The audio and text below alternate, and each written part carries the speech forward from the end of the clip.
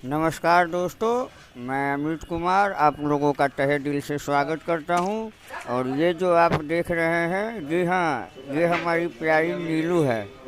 और ये नीलू के 3 बच्चे हैं जो काफ़ी ही खूबसूरत, अट्रैक्टिव और काफ़ी फुर्तीले हैं।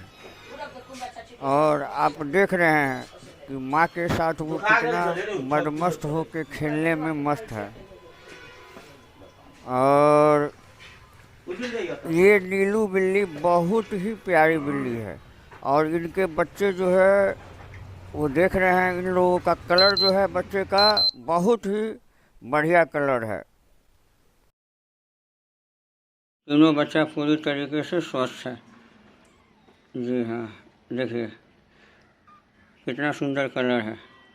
ये देखिए, ये ब्लैक एंड वाइट में है ना, आप देख सकते हैं।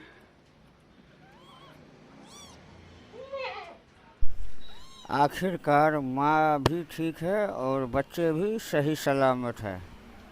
और बच्चे जो है काफ़ी कूद फांग भी कर रहे हैं और काफ़ी अच्छे से रखा गया है इन बच्चों को। और ये हमारी नीलू है जो तीनों बच्चों को प्यार कर रही है।